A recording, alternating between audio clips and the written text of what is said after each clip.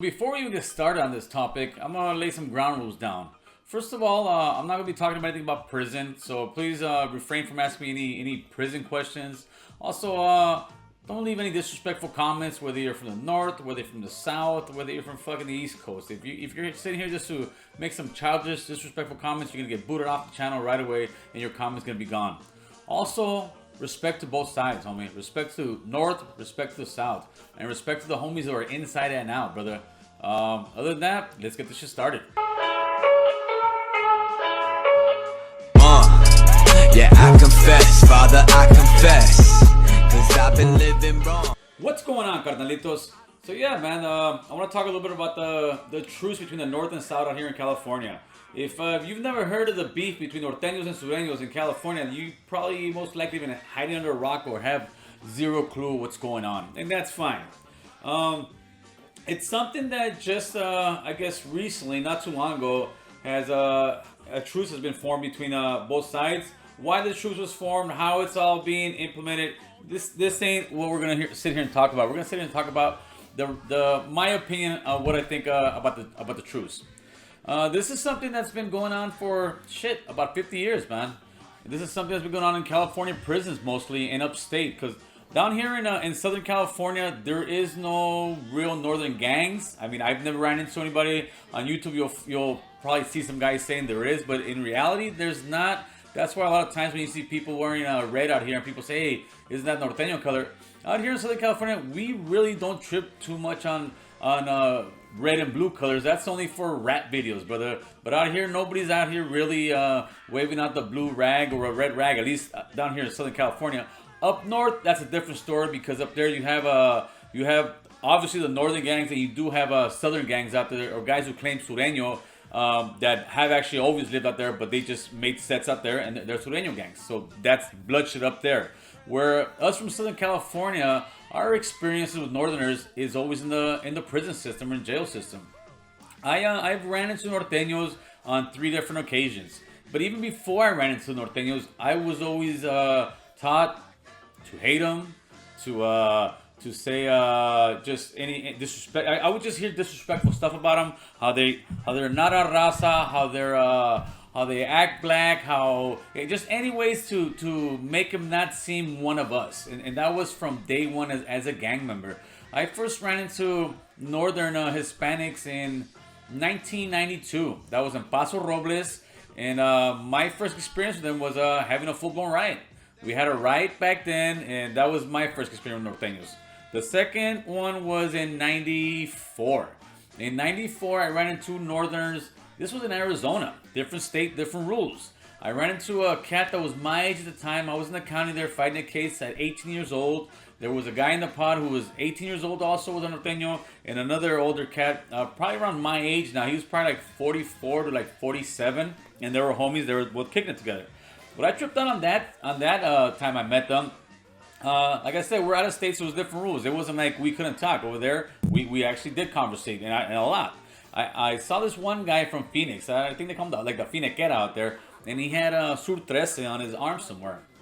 And they're talking first, and I get into the conversation, and I asked the homie from Phoenix, I said, hey, brother, you do know that you wouldn't be able to talk to these guys in California, right? And he kind of gave me this kind of weird stare, and I could tell right away that he didn't know pretty much anything about it. I'm like, yeah, homie, these guys and us, we don't get along for shit, homie. You would never see us sitting at a table like this and conversing the way we were if we're in California. Because if we did, off the back, we're gonna get fucked up by our own on each side, or we're just gonna be trying to get at each other also. And he didn't really comprehend that. And that's one thing that always tripped me out was people from out of state, how quick they're able to claim one side or the other. You know, the south or the north or the blue or the red. That's kind of they distinguish themselves a lot. And they're fighting for something out of state that they have zero clue how it happened, why it happened, and why they're fighting. They're just fighting because they were bred to fight each other. And that's pretty much the case out here in California. There was obviously a lot of stuff behind all those wars and all those fights. But there's been so much blood spilled on both sides, brother. And there really isn't a winner, People always sit there and say fucking their side's the best side, and at the end, there's no winner. anyways, let me not get off track. Let me go back. So now after I met those guys in '94, I ended up getting a joint suspension and I got extradited back to California. I'm thinking I'm gonna go. This is '94 still. I'm thinking I'm gonna go to SRCC in Norwalk.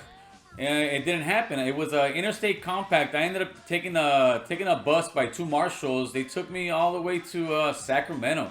I ended up in the northern base of YA. I ended up in NRCC. And NRCC, let me tell you, they're deep, man. They're very deep. I got into like 3 different incidents with Norteños up there, and I also got to meet a lot of homies that are southern, claiming Sureno gangs up north. So I think upstate homies, what some people refer them to.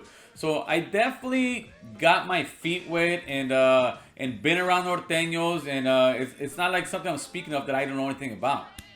Well, with all that being said, let's fast forward all these years, man. We're in 2019, and it seems like this might be a truce that can actually hold, man. It seems like homies are now beginning to program with them, becoming a part of who we are, which is one raza, man. There's a couple older homies, even in my neighborhood, other neighborhoods, that I speak to, and they feel a certain way. They don't feel against it in any way, shape, or form. It's just very difficult for these guys to transition and, let's say, be able to program with a northerner or be able to eat one, bust a bowl with them. Because if you realize you got guys who are my age and older, or 40 and over, let's say, and through all their lives they've been told, these guys are the bad guys, these guys are enemies, kill them, kill them, kill them. And now it's like times have changed and they're no longer our enemies. And we're no longer fucking having to kill them. We're no longer at war with them, let's say.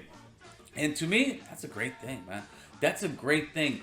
Anytime we can come together, that raza, homie, that makes us strong, man. There's an old saying, united we stand, divided we fall. And that's the truth, man. As long as we keep fighting each other, and that's all the way from small street gangs, man, to counties, to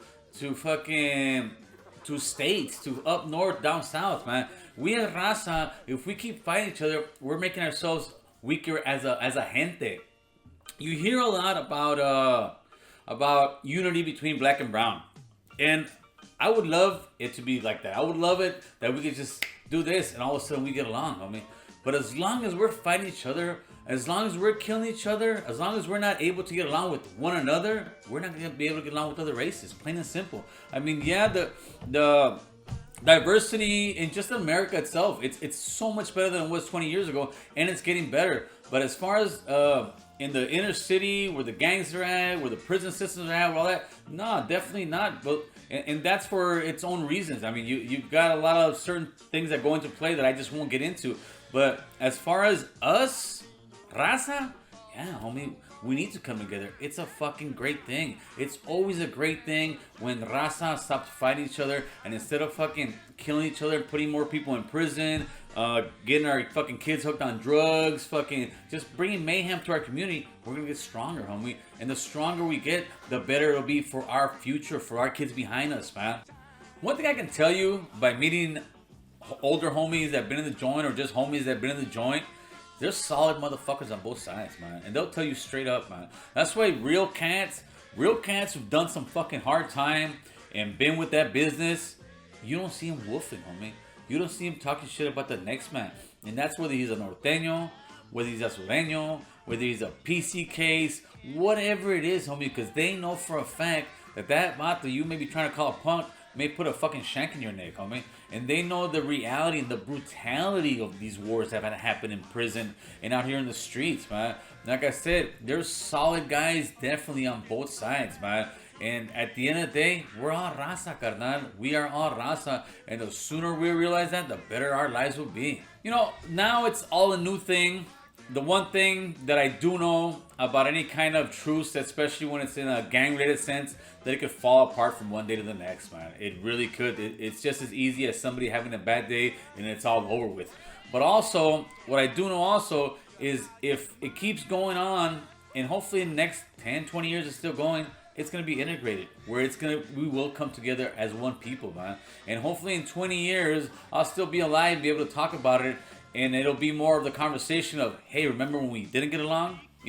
And hopefully that will be the conversation, because if we're having that conversation, our kids are gonna be having a better future, man. And that's what this is all about. This movement that I'm trying to get going is about our raza, it's about our kids, and it's about our future, homie.